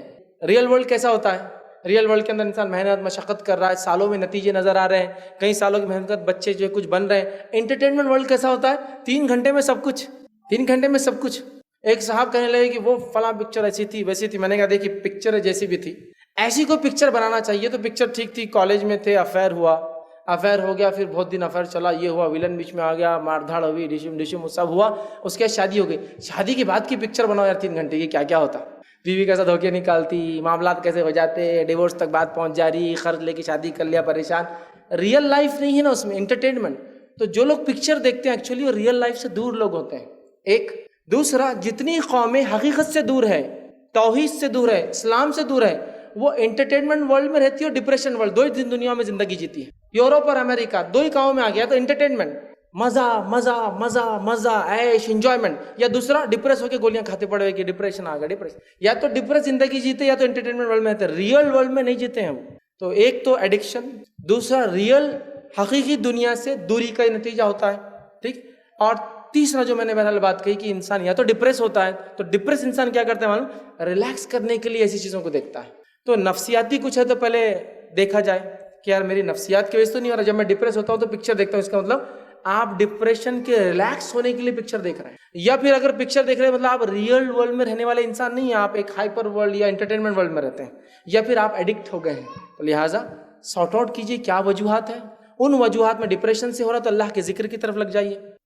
انٹرٹینمنٹ ورلڈ میں ہے تو آپ حقیقت کی طرف جائیے کہ جنت اصل انٹرٹینمنٹ ہے, تو میں اس کے لیے تیاری کروں تو یہ پکچر آڑے نہ آ جائے, چھوٹی سی چیزیں بیکار, تھوڑی دیر کا انٹرٹینمنٹ ہے, پیسہ بھی جائیں گا لیکن آخرت میں آڑے آ جائیں گی. تیسرا, اگر میں ایڈکٹ ہوں, اس کا عادی ہوں, تو پھر عادی ہونے کے لیے اس کے لیے آپ سائیکیٹرسٹ سے ملیں, تاکہ یہ بھی نشہ ہے یاد رکھیے, اس کو آپ بات کریں, کاؤنسلنگ لیں. اب ایک دوسرا مسئلہ چھڑ گا, سائیکیٹرسٹ بولے تو یہاں بہت بڑا مسئلہ ہے, پاگل تھوڑی ہے, میں فیس بھی کچھ ہی بولتے کیا, ایڈوکیٹ ہے تو ڈاکٹر کی بات ہے, پاگل تھوڑی میں بول رہے, سائیکیٹرسٹ کے پاس جاؤ, کاؤنسلنگ کراؤ. ہر بار سائیکیٹرسٹ کے پاس پاگل کو نہیں جانا پڑتا ہے, وہ جو ہے مینٹل ڈیسیز, مینٹل ڈس آرڈر بھی ہو سکتا ہے, مینٹل ڈیز, ذہنی پریشانیاں, ڈپریشن, کچھ بھی چیز کے لیے ہو جا سکتا ہے. یہ کاؤنسلنگ کے لیے کوئی واقعہ دیکھ لیا اور وہ اس کے ذہن سے جا نہیں رہا, کاؤنسلنگ ہوتی ہے, ٹھیک ہے. ورنہ حالات یہ ہے ہمارے پاس انڈیا کے اندر کہ اگر کوئی مینٹل ہاسپٹل سے نکلا تھا, چھپ کے نکلتا, پہلے دیکھتا کوئی دیکھ رہا تھا نہیں, اور سیدھا بھاگتا, اور اپن سلام بھی کر دینا, نہیں دیکھنے آیا تھا, میں اچھا ہوں, میرا کوئی پرابلم ہی نہیں ہے, میں بالکل وہ ہوں, میں دیکھنے آیا تھا, اتنا معاملہ ہے کہ تو پاگل ڈکلیئر ہو جاؤں گا نا سماج میں. تو وہ اگر ایڈکشن ہے تو کاؤنسلنگ کروائے, تاکہ وہ اس ایڈکشن سے اپنے آپ کو بہرحال بچا سکے. اور وہ جو آپ نے سوال کیا تھا, اس کی توبہ سچی نہیں ہے, تبھی وہ دیکھ رہا ہے, وہ توبہ کرے. ٹیم لیڈر کا پریشر یہ وہ سب چھوڑ دے, ان سے کہیے کہ بھائی میرے کو یہ نہیں چلتا, اگر تم میرے کو 3 گھنٹے وہاں بٹھائیں گے تو میں 3 گھنٹے لے آ کے اسلم میں ریئل لائف بھی دکھاؤں گا. تم سب کرسی بٹھا کے دو کہ بچہ اسلم میں کیسا کام کر رہا, ریئل لائف وہ ہے, انٹرٹینمنٹ نہیں ہے. تو میرے ساتھ وہ بھی, تو وہ بولیں گے نکو بھیا تو جا, تو مت اس لیے کہ وہ 3 گھنٹے کون بیٹھیں گا, سمجھ رہا. تو یہ لیکن کوئی وجہ نہیں, آپ کو اس کو چھوڑنا چاہیے, ریزنس آپ کوٹ کیجیے, اور بہرحال ان سب دور رہیے ایسے سوسائٹی, ایسے سماج سے جو آپ کو اس طرف بہرحال لے جائے. ہاں نام وجہت علی ہے. ابھی ایک کویشچن آیا تھا, اگر کسی کی انکم حلال نہ ہو تو ان کے لیے ان کے پاس کھا سکتے یا نہیں کھا سکتے. اس کے اندر کچھ لوگ ایک روایت لے کر آتے ہیں, اللہ کے رسول صلی اللہ علیہ وسلم عائشہ رضی اللہ عنہا کے پاس آتے ہیں اور پوچھتے ہیں کہ کچھ کھانے کے لیے کچھ گوشت وغیرہ ہے. تو عائشہ رضی اللہ عنہا فرماتی ہیں کہ کوئی اگر کسی کے پاس سے کوئی صدقہ آیا تھا تو اللہ کے رسول فرماتے ہیں کہ ہاتھ بدل گئی, بات بدل گئی. تو کیا یہ چیزوں میں فٹ ہوتا ہے کہ اگر ہمیں کسی کی دعوت میں جانا ہے؟ بھائی نے ایک اچھا سوال کیا کہ میں نے جو کہا کہ کسی کی حرام انکم ہے تو وہ کھانا نہیں کھانا چاہیے, تو انہوں نے ایک روایت پیش کی کہ ہاتھ بدل گئی, بات بدل گئی, اس طرح سے بیان کیا. تو واقعہ اس طرح سے تھا, نبی اکرم صلی اللہ علیہ وسلم کے گھر میں کھانے کو کچھ نہیں تھا, اور ایک تحفے میں آپ کی غلام جو تھی, بریرہ ان کا نام تھا, ان کو کسی نے گوشت دیا تھا پکا ہوا, بریرہ رضی اللہ عنہ, انہوں نے لا کے رکھ دیا آپ کے پاس. نبی اکرم صلی اللہ علیہ وسلم آئے اور آ کر کھا لیا. تو ماں عائشہ نے کہا اللہ کے رسول وہ صدقہ ہے, بریرہ کو کسی نے صدقہ دیا تھا. تو آپ نے فرمایا صدقہ بریرہ کے لیے, میرے لیے نہیں. حدیث کیا ہے, صدقہ بریرہ کے لیے, میرے لیے نہیں. وہ ہاتھ بدل کی, بات بدل کی جو بولتے ہیں وہ اسی کی مثال ہے, اس کے لیے. تو اس حدیث سے کیا باتیں پتہ چل رہی ہے؟ پتہ یہ چل رہا ہے کہ ایک انسان نے کسی ایک انسان کو کوئی ایسی چیز دیا جس کا وہ مستحق ہے. بریرہ رضی اللہ عنہا غلام تھی, زکوٰۃ کی مستحق تھی, تو ان کو کسی نے زکوٰۃ دیا, تو ان کے لیے زکوٰۃ لینا حلال ہے. دینے والا زکوٰۃ دے رہا, حلال چیز دے رہا, لینے والی عورت حلال چیز لے رہی, کیا لے رہی, زکوٰۃ لے رہی, اور اس کی مستحق ہے. اس کے بعد زکوٰۃ لینے کے بعد بریرہ اس کی مالک ہو گئی رضی اللہ عنہا, اس کی اونر ہو گئی, ٹھیک ہے. اب یہ جو بریرہ رضی اللہ عنہ کو گوشت ملا صدقے کا تھا, لیکن چونکہ انہوں نے لے لیا تو اب یہ صدقہ نہیں رہا, ان کے لیے صدقہ تھا. اب اگر وہ کسی کو کھلاتی ہے تو یہ ان کا گوشت مانا جائے گا, صدقے کا نہیں مانا جائے گا. تو نبی اکرم صلی اللہ علیہ وسلم نے کھا لیا, چونکہ انبیاء پر اور ان کے خاندان پر جو ہے نبی اکرم صلی اللہ علیہ وسلم, انبیاء پر صدقہ حرام ہے, اور نبی اکرم صلی اللہ علیہ وسلم اور آپ کے خاندان پہ صدقہ حرام ہے. تو لہٰذا آپ نے کہا وہ بریرہ کے لیے صدقہ تھا. حدیث سے بات کیا پتہ چلی, بریرہ رضی اللہ عنہ کو حلال چیز آئی تھی, کوئی نبی کے لیے وہ حرام تھا، اگر صدقہ ڈائریکٹ دیتے تو نبی کو تحفہ دیا جاتا ہے، لیکن ان کے لیے حلال تھی. جب وہ اس کی مالک بن گئی، ٹھیک ہے، تو اس کے بعد اگر وہ آپ صلی اللہ علیہ وسلم کو دیتی ہے، لیتی ہے، آپ کھاتے ہیں، تو وہ صدقہ نہیں رہا، چونکہ یہ مالک ہے. مثال دیتا ہوں، آپ نے کسی کو زکوٰۃ دی جو آپ کا رشتہ دار ہے، وہ مستحق تھا، اب کل کو آپ اس کے گھر گئے تو وہ اسی زکوٰۃ کے پیسے سے آپ کو چائے پلاتا ہے، یہ حلال ہے. کیوں؟ اس لیے کہ زکوٰۃ آپ نے ان کو دی تھی، انہوں نے قبول کر لی تو وہ ان کا حلال مال ہو گیا. اس کے بعد اگر وہ کسی چیز پر خرچ کرتے اور وہ چیز آپ کی بھی استعمال میں آتی تو جائز ہے. یہ حدیث سے ہی پتہ چلتا. لیکن یہ حدیث میں یہ ہے کیا، بریرہ رضی اللہ عنہا کو کسی نے حرام چیز دی تھی، حرام چیز کو انہوں نے قبول کر لیا، پھر آپ نے کہا ہاتھ بدل گیا، بات بدل گئی. یہاں تو مسئلہ ہی نہیں نا، آپ جو بولے، اور وہاں مسئلہ یہ ہے وہ شخص حرام کماتا ہے اور وہ کھلا رہا، ہاتھ بدلا ہی نہیں. ابھی ہاتھ کہاں بدلا؟ وہ شخص حرام کماتا اور وہی دعوت دے رہا ہے نا. اس شخص نے کسی کو صدقہ دیا، وہ صدقہ جس کو دیا اس نے کھلا رہا تو الگ بات ہے. چونکہ جب یہ کسی کو صدقہ دے رہا اور اننون ہے، وہ آدمی کو معلوم نہیں کون ہے، اس نے لے لیا، اس کے لیے تو درست ہے، چونکہ اس کو معلوم نہیں وہ آدمی حرام کماتا ہے. سمجھ رہے آپ؟ ٹھیک ہے، تو یہ ہے. لیکن وہ حدیث سے یہ تو ثابت نہیں ہوتا، بلکہ اللہ رحم کرے ایک صاحب نے تو یہاں تک کہہ دیا، دیکھو اگر کوئی بڑا آدمی مالدار آدمی ہے تو اس کے پاس کا کھا لو، جتنا وہ حرام ہے کھا لو، پھر آنے کے بعد کتنا حرام کھلایا اس کا کاسٹ اندازہ لگا کے صدقہ کر دو. میں نے کہا ماشاء اللہ بہت زبردست طریقہ مل گیا. اب تو یہ کہ اس کے پاس بھی کھاؤ، کچھ بھی کھاؤ جی، کچھ بھی لاؤ، میرے کو تو سب چلتا ہے، چونکہ اتنا صدقہ کر دوں گا، میں اتنا صدقہ کر دوں گا، مسئلہ ہی نہیں رہا. ایسا نہیں ہے. حرام جب ہے مال پتہ چل گیا مت جائیے اور اسے رکنا. اور ہاتھ بدل گئی بات بدل گئی والا اصول اس پہ لاگو نہیں، چونکہ ہاتھ بدل ہی نہیں رہا ہے. ٹھیک ہے، وہی آدمی کھلا رہا ہے، اس لیے اس کی دعوت قبول نہیں کی. السلام علیکم، میرا نام جہانگیر ہے. جیسا کہ آپ نے بتایا روزی کے لیے انسان فلاں لوگوں کا جاتے، تو میرا یہ سوال ہے کہ روزی روٹی پہ جادو تو ہوتا کہ نہیں؟ بھائی نے سوال کیا کہ روزی کے لیے بہت سارے لوگ پریشان ہوتے ہیں، تو ان کا سوال یہ کیا روزی پر کوئی بندش جادو جو بولتے ہیں لگا سکتا ہے؟ میں کہوں گا انشاءاللہ جس کی تفصیلات کے لیے آخری 29 کی شب ہے اور میرا پورا ایک تفصیلی عنوان ہے جادو کی حقیقت، میں اس میں انشاءاللہ رکھوں گا. بس مختصر آپ کو بول دیتا ہوں.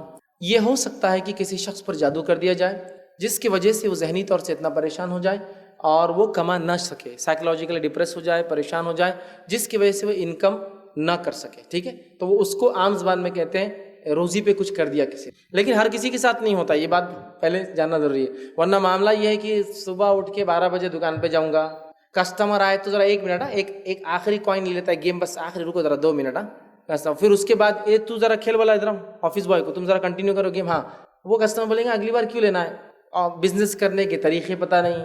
ٹھیک ہے، کوئی چیز نہیں ہے، پھر بول رہے یار کچھ کرنی دکھ رہی میرے پہ، کرنی نہیں تیرے پہ، بہت کچھ کرنی ہے بابا. آپ سمجھ رہے، کچھ بھی نہیں کر رہے اور پھر وہ ہے، تو ہر چیز تو نہیں. لیکن ہاں یہ ہو سکتا ہے کوئی جنوینلی حقیقت میں کسی پر جادو کرے. جادو یہ کہ نفسیاتی طور سے آپ کو ڈسٹریکٹ کر دے، جس سے آپ کا دل لگتا نہیں بزنس میں، جس سے آپ جب آ رہے تو فلاں ہو رہا، یا جس سے جب کسٹمر آ رہے تو ان کو اس طرح سے کر دیا جا رہا کہ وہ دور بھاگ جائے آپ کی دکان، شیاطین آ کر بہکا دے رہے فلاں. یہ تو ہو سکتا ہے. لیکن روزی بولے تو اسی کو کہتے ہیں سر، روزی بھی کرنے، لیکن سب کے ساتھ نہیں ہو سکتی، لیکن ہاں ہو سکتا ہے سر. السلام علیکم، میرا نام سید عظیم ہے، اور میرا سوال یہ ہے کہ جو غیر مسلم لوگ جو مانگنے کے لیے آتے ہیں مہالکشمی کی فوٹو یہ وہ لے کے خیرات، تو ان کو پیسے دے سکتے کیا؟ اور جو چھوٹے چھوٹے بچے غیر مسلم کے جو گھومتے ہیں اور پریشان کرتے ہیں کہ دو دو دو دو، تو ان کو جیسا غصے سے جھڑکا سکتے کیا؟ دوسرا سوال کیسا تھا، کیا غیر مسلم جو ہوتے ہیں نان مسلمس اگر وہ بچے ان کے مانگتے ہیں تو دیکھیے اگر وہ مستحق ہے، میں تو پہلے یہ کہوں گا کہ آپ کچھ ایسا نظم کیجئے کہ مسلم ہو یا غیر مسلم ہو، مانگنے والوں کے لیے کوئی سسٹم بنائیے تاکہ ان کے بچوں کی تعلیم تربیت یا کچھ نہ کچھ کیا جا سکے. اگر کوئی سسٹم نہیں ہے تو اگر واقعی میں بچے مستحق ہیں تو ان کو کچھ دیجئے. مستحق نہیں ہے، ٹھیک ہے، مستحق نہیں ہے، جب عادت ہوگی کہ بھائی گھر سے نکلے تو مانگ رہے ہیں تو مت دیجئے. لیکن اگر آپ کو تنگ کرتے ستاتے ہیں تو جھڑکیے مت، اس لیے کہ یہ درست طریقہ نہیں ہے. نبی اکرم صلی اللہ علیہ وسلم کے پاس ایک شخص آیا اور کہا میں بڑا غریب ہوں، مسکین ہوں، پریشان ہوں. آپ صلی اللہ علیہ وسلم نے اس کو ایک کرتا دیا، پھر آ گیا تھوڑی دن بعد، پھر کہا میں پریشان ہوں، تھوڑی دیر بعد پھر ایک کرتا دیا، پھر آ گیا تو آپ نے اپنا کرتا اتار کے دے دیا. مطلب آپ نے یہ نہیں کہ بار بار آ جا رہا، فلاں جا رہا، یہ آ جا رہا. ٹھیک. اسی طرح نبی اکرم صلی اللہ علیہ وسلم کے پاس کچھ لوگ آئے جو دکھنے میں تندرست تھے. آپ صلی اللہ علیہ وسلم نے کہا ہمیں زکوٰۃ دیجیے، تو آپ صلی اللہ علیہ وسلم نے فرمایا دکھنے میں تو تندرست لگتے ہو لیکن مانگو گے تو دوں گا. تندرست دکھ رہے ہو لیکن چونکہ مستحق نہیں ہو تو عذاب ہے وہ پیسہ ان کے لیے، مانگوں گے تو دوں گا، لیکن جھڑکا نہیں آپ نے. تو میں بھی یہی کہوں گا آپ جھڑکی مت. سمجھائیے بیٹا ہاتھ مت لگاؤ، بیٹا یہ مت کرو، لیکن جھڑکنا مت، اس لیے کہ یہ اچھی عادت نہیں ہے. اور پھر ایسی خصلت جب انسان میں پیدا ہوتی ہے تو کبھی ان کو جھڑکیں گا، کبھی اپنے بچوں کو بھی جھڑک دیتا ہے کچھ تنگ کرے تو لہٰذا اچھے سے کہیے بیٹا میں نہیں دے سکتا ہوں، آپ وہ نہیں ہیں، آپ مت مجھ سے مانگیے، لیکن جھڑکنا ڈانٹنا میں کہوں گا بہرحال احتیاط کرے، یہ زیادہ بہتر. کسی نے ایک سوال کیا، ایک شخص ہے جو دن رات واٹس ایپ پر مصروف ہے، گھر بھی آتا ہے تو بیوی بچوں سے سراسری بات کر کے پھر اپنے آپ کو ایک کمرے میں بند کر کے واٹس ایپ یا فیس بک پر مصروف ہو جاتا ہے. ایسا لگ رہا ہے تو سب کے بارے میں سوال ہے، ایک آدمی نہیں ہے تو سب کا حال ہے بھائی. ایسا کوئی نہیں ہے تو اب نارمل کون ہے، اس سے بات کریں گے اپن کہ جو واٹس ایپ یوز نہیں کر رہا اور یہ حرکتیں نہیں کر رہا. ٹھیک، تو جب جو ہے واٹس ایپ یا فیس بک پر مصروف ہوتا ہے اور اس کی وجہ سے فرض عبادتوں میں بھی کوتاہی کرتا ہے اور پھر کہتا ہے کہ میری کوئی دعا قبول نہیں ہو رہی، اس کا رویہ بھی بات پر غصہ کرنے کا ہوتا جا رہا ہے، رزق میں بھی تنگی ہوتی ہے، قرآن و سنت سے اس کا علاج بتائیے. تو دیکھیے سب سے پہلی چیز تو یہ ہے، یہ ایڈکشن کا سیکنڈ پارٹ آ گیا ابھی آج ایک ہی دن میں، وہ ہے یہ واٹس ایپ اور فیس بک. دیکھیے واٹس ایپ فیس بک یہ ویسے حلال چیزیں، کوئی حرام تو ہے نہیں، اور لیکن اگر کوئی حلال چیز میں بھی شدت اختیار کرے اس حد تک کہ جیسا کوئی انسان ہے پانی پینا حلال ہے، پانی پیتا رہے پورا دن تو پریشان ہو جائیں گا، بیمار بھی ہو جائیں گا اور بہت ساری مشکلیں پیدا ہو جائیں گی. تو حلال چیز کے لیے بھی طریقہ ہے اور ترکیب استعمال کریں. تو بہرحال واٹس ایپ یوز کر رہے، فیس بک تو حلال ہے، استعمال کیا جا سکتا ہے، کمیونیکیشن، بزنس، نیوز، بہت ساری چیزیں ہوتی ہیں اس پہ. لیکن جو درد سری جو بولیں گے، جو اس کی ایڈکشن ہے، میں سمجھتا ہوں وہ سب سے خطرناک ہے. اور میں ہمیشہ کہتا ہوں جو شخص اپنے ہینڈ سیٹ سے 1 گھنٹے زیادہ دور نہیں رہ سکتا وہ بیمار ہے، اس کو اپنا علاج کی ضرورت ہے. 1 گھنٹا ہوتا کیا ہے ایسا، 1-2 منٹ گزرے پھر بات چیت چالو، پھر 1 منٹ گزرا، ہو رہا کچھ بھی نہیں ہے، اس کو نہ کچھ کرتا واٹس ایپ نہ کچھ ہے، دوسروں کی اس میں پریشان ہے گروپس میں. ٹھیک، یہ اس کا دن بھر کا حال ہے. اب ہینڈ سیٹ اگر نہیں رہا نا تو ایسا کوئی چیز ایسا بہت بچہ گم گیا یا بیوی نظر نہیں آ رہی، کہاں چلے گی، مارکیٹ میں دکھ رہی نہیں ادھر، ٹھیک ہے، مطلب واٹس ایپ نہیں. اور اگر سمجھو انٹرنیٹ ریچارج نہیں ہے تو وہ تو جب پاگل ہو گیا، بھیا ہاٹ اسپاٹ دیتا کہ تیرا، نہیں بھائی میرا پہلے چلے آج کا، مطلب وہ واٹس ایپ نہیں چل رہا میرا، مطلب واٹس ایپ مطلب ایسا ہو گیا کہ ایسا کھانا نہیں ملا، آج پانی نہیں ملا، سانس لینا جم رہی نہیں برابر، اس حد تک حال ہو گیا. یہ ایڈکشن ہے، یاد رکھیے. تو وہ آدمی ایڈکٹ ہے، اور کبھی کبھار یہ ایڈکشن لوگوں کو بہت سارے نقصان کرتا ہے. ٹھیک، کچھ لوگوں کو تو میں نے یہاں تک دیکھا، اب آدھی رات کو 2 بجے بھی کوئی چیز کیجیے. میں اس لیے کہہ رہا ہوں کہ میں آدھی راتوں کو بھی جاگتا رہتا ہوں، اس لیے کہ سفر میں یہاں سے کہیں جا رہا ہوں تو آدھی رات وہاں نہیں ہوتی، وہاں آدھا دن یا ایسا کچھ چلتا رہتا تھا، یہاں آدھی رات چلتی تو وہ اپڈیٹ ہوتی رہتی ہوں. تو آدھی رات انڈیا میں تو بھی اگر کوئی اپڈیٹ ہو رہی نا 1 سیکنڈ میں اس کا لائک، لیکن کرا کیسے، تو بولے میں سو رہا تھا فیس بک، پھر جیسے ہی تمہارا اپڈیٹ آیا 2 بجے تو بولے جب ایسا اٹھا لائک کیا پھر سو گیا. رات میں ہاں آواز آتی، میں نے نوٹیفیکیشن چالو کر کے رکھتا میں، بھیا وہ میرا وہ تو بہت ضروری ہے نوٹیفیکیشن، بولے تو دل کی دھڑکنیں برابر رہنے کے لیے مشینیں آتی ہیں نا، ویسا حال ہے. رات میں 2 بجے خالی اٹھ کے لائک اور سو جا رہا، اور میں کمنٹ نہیں کر سکا. رات میں 2 بجے رہتے نا تو ذرا سمجھ میں نہیں آ رہا کیا کمنٹ کروں. پھر میں نے اٹھ کے لیکن صبح کیا کمنٹ، فجر میں بھی اٹھتے پہلا کمنٹ تھا میرا. حالت یہ ایڈکشن، ایڈکٹ ہو چکا ہے وہ آدمی. نیند لوگوں کو آ رہی نہیں ہے، مطلب ساؤنڈ سلیپ نہیں لے رہے ہیں اس کی وجہ سے. انٹرنیٹ دن رات چلو، ویسے ہی اس کے ویوز جو ہے موبائل کی کتنے نقصان دہ، دنیا بول کے پریشان ہے. سب سے اچھے برانڈز بھی کہہ رہے ہیں کہ 10 mm کا ڈفرنس ہونا کان سے، معلوم سب سے بیسٹ برانڈز بھی آپ لے لیجیے دنیا کے، وہ کہتے ہیں کہ 10 mm کا ڈفرنس ہونا کان سے موبائل استعمال کرنے میں. آپ کبھی فون اٹھائیے کوئی، اس میں دیکھیے اس کے اندر جو دیتا ہے وہ کہ اس کے نقصان 10 mm. ہینڈ فری یوز کرو بولتے ہو، ہینڈ فری بلوٹوتھ والا نہیں، ہینڈ فری وائر والا. پھر بلوٹوتھ رہیں گا تو وہ تو کان میں لگا ہوا ہے سیدھا، سمجھ رہے آپ. اتنی احتیاط ہو رہا، آپ اس میں انٹرنیٹ چالو کرتے ہیں وہ ایک الگ مسئلہ ہے، یہ الگ ویوز ہے وہ الگ، اور سب چالو ہے پورا دن، کان کے بازو لے کے سو رہے، سر کے بازو لے کے بند کر کے سوئیے پھر. تو یہ بہت خطرناک چیز ہے. تو وہ ایڈکٹ ہو چکا ہے. سب سے پہلے تو وہ توبہ کرے، اللہ سے رجوع کرے، اس لیے کہ یہ چکر میں وہ فرض عبادتیں بھی نہیں کر رہا ہے بیچارہ، نماز چھوڑ دے رہا ہے. اب فرض عبادتیں نہیں ہوں گی تو پھر کون آئیں گا، شیطانی آئیں گا نا انسان کے سامنے. جب رحمان سے انسان جڑا نہیں ہے تو کون آئیں گے، شیطان اس کے پاس آئیں گے. انشاءاللہ کل سے میری تفصیلی 3 عنوانات ہیں، فرشتوں کی دنیا، فرشتے کس کے لیے اترتے ہیں، اور فرشتے کس کو دعا دیتے ہیں اور بد دعا دیتے ہیں. ان میں تفصیلات آئیں گی. تو رحمت کے فرشتے دور ہو جاتے ہیں، شیاطین گھر میں گھس جاتے ہیں. تو ظاہر سی بات ہے نحوست جب شیاطین کی آئیں گی تو تجارت، صحت، بال بچے ہاتھ سے نکل، بہت سارے نقصان ہوں گے. لہٰذا وہ سب سے پہلے ان چیزوں کو چھوڑے، یہ ایڈکشن کو اپنے آپ سے دور کرے. اس کے علاوہ جو ہے کرے، اور کمرے میں جا کر الگ سے بیٹھنا، میں سمجھتا ہوں دیر از سم تھنگ سیریس. اس کو بہت زیادہ سنجیدگی سے لے کر میں سمجھتا ہوں کاؤنسلنگ کی ضرورت ہے کہ یہ ٹھیک نہیں ہے. کہ تو اکیلے میں کوئی انٹرنیٹ استعمال کر رہا ہے تو فشی ہے، وہ خطرناک بات ہے وہ. اور میں تو والدین سے چھوٹے اگر بچے ہیں تو بالکل وارن کرتا ہوں بچے اگر اکیلے میں انٹرنیٹ استعمال کرتے ہیں ان کی زندگی خراب ہو رہی ہے، لکھ کے لے لیجیے مجھ سے، اکیلے میں اگر کرتے ہیں ان کی زندگی خراب ہو رہی ہے، آپ لکھ کے لے لیجیے، آپ کو سمجھ میں نہیں آئے گا یہ کب چھری چل جائیں گی اور کب ہاتھ کٹ جائیں گا اور کب خون نکل جائے گا جسم. تو بہت احتیاط کیجیے. لیکن خیر چونکہ وہ بڑے ہیں، شادی شدہ ہے، تو میں کوئی الزام نہیں لگا رہا ہوں، لیکن میں یہ کہہ رہا ہوں سیریس اس کو لینے کی ضرورت ہے اور ان تمام چیزوں سے دور رہ کر ان کو ریئل لائف میں آنے کی ضرورت ہے. نمازوں کو قائم کیجیے، ذکر و اذکار کیجیے، تمام باتیں میں نے بتایا وہ کیجیے، ورنہ یہ تنگی بہرحال بڑھتے رہیں گی. اور انشاءاللہ بچہ نے 1-2 سوال لے کے ہم بات کو السلام علیکم. جیسے کہ ابھی آپ نے بیان کیا کہ سود سے پیسے لینا اور دینا بہت بڑا گناہ ہے، تو میرا اسی سود سے ریلیٹڈ ایک سوال ہے. جیسے کہ آج کل ہم کوئی بھی کمپنی میں اگر جاب کرتے ہیں تو وہ پیمنٹ جو ہے تو ڈائریکٹ اکاؤنٹ میں ڈپازٹ کرتے ہیں، جس کی وجہ سے ہمارے کچھ ٹرانزیکشنس ہوتے ہیں مہینے بھر میں، سال بھر میں ڈپازٹ ہونا، پھر اس کو وڈرا کرنا. تو اس سلسلے میں کچھ ٹرانزیکشن کی وجہ سے انٹرسٹ جو ہے تو بینک کی طرف سے ہمارے اکاؤنٹ میں ڈپازٹ ہوتا ہے. تو کیا اس سود کا بھی اتنا ہی گناہ ہے؟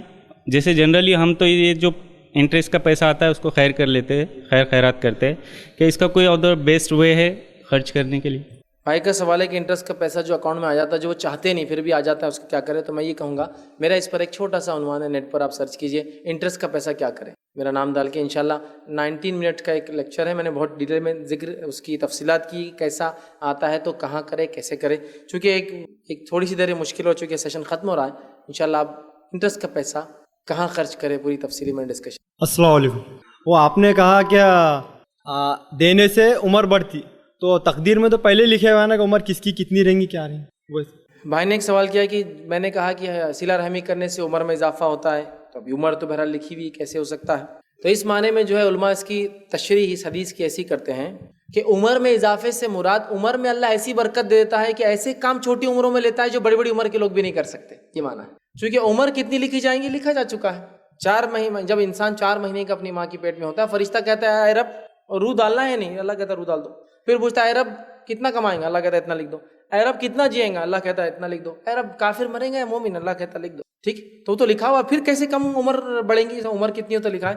تو علماء لکھتے ہیں اس کا معنی ہے عمر میں برکت کی کم عمروں میں لوگ اتنے بڑے بڑے کام کر کے جاتے ہیں جو بڑی بڑی عمر والے لوگ بھی نہیں کر پاتے. اور الحمدللہ ایسی عمر میں برکت والے لوگ آپ کو ملیں گے جنہوں نے عمریں 30 40 50 60 سال کی عمر پائی، لیکن دنیا میں ایسے کارنامے انجام کر دے کر گئے کہ شاید 600 سال کی عمروں میں بھی لوگ شاید وہ کارنامے انجام نہیں دے سکتے. ایسا مصنفین جنہوں نے علماء جنہوں نے کتابیں لکھی، ایسی پیاری پیاری کتابیں اور اتنی حدیثیں جمع کی، اتنے سفر کیے، ایسی مشقتیں اٹھائی جو آج تمام سہولتوں کے بعد بھی ہم جمع نہیں کر سکتے. تو یہ برکت ہے نا، یہ برکت ہے. اتنی کم عمر کی ایسا لگتا ہے کچھ لوگوں کی، کچھ علماء کی کتابوں کو دیکھ کر اتنی کم عمر میں اتنی کتابیں لکھی کہ وہ بک کی لسٹ پڑھنے کے لیے ہم بس مسئلہ ہو جا رہا، دن گزر جا رہے.